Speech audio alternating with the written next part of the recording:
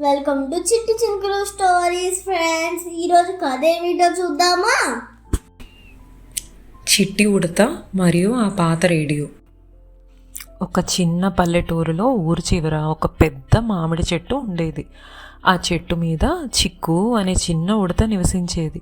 చిక్కు చాలా చురుకైనది, కానీ ఎప్పుడూ తన గురించి గొప్పలు చెప్పుకునే అలవాటు ఉండేది. అదే చెట్టు కింద కృష్ణయ్య అనే తాబేలు ఉండేది. కృష్ణయ్య చాలా ప్రశాంతంగా తన పని తాను చేసుకుంటూ ఉండేవాడు. అప్పట్లో ఆ ఊర్లో ఒక రేడియో ఉండేది.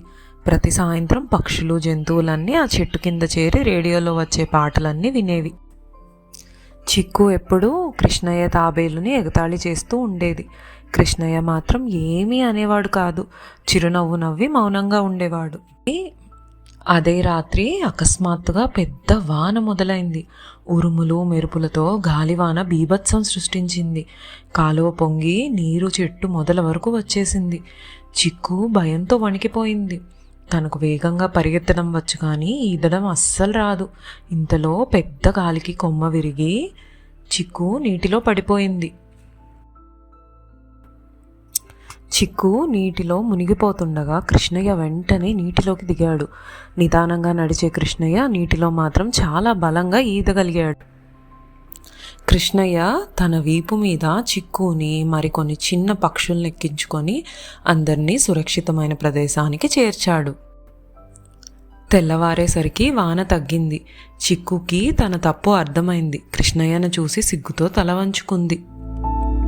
కృష్ణయ్య దగ్గరకు వెళ్ళి చిక్కు కన్నీటితో అంది, "నన్ను క్షమించు కృష్ణయ్య" అని. కృష్ణయ్య ప్రేమగా నవ్వి, "అది అంతా గతం, మనందరం స్నేహితులమే" అంటూ అంది. ఆ తర్వాత అదే మామిడి చెట్టు కింద చిక్కు, కృష్ణయ్య ఇద్దరూ పక్కపక్కన కూర్చొని ఎన్నో ఏళ్లు గడిపారు. ఆ మామిడి చెట్టు నిజమైన స్నేహాన్ని అప్పుడు చూసింది. ఈ కథ మనకు చెప్పే నీతి ఏమిటంటే, ఎవ్వరిని తక్కువ అంచనా వేయకూడదు. ప్రతి ప్రాణికి ఒక ప్రత్యేకమైన బలం ఉంటుంది. రూపం చూసి కాదు, గుణం చూసి గౌరవించాలి. మీకు ఈ వీడియోస్ నచ్చినట్లయితే ఈ వీడియోని లైక్ చేసి ఛానల్ని సబ్స్క్రైబ్ చేయండి.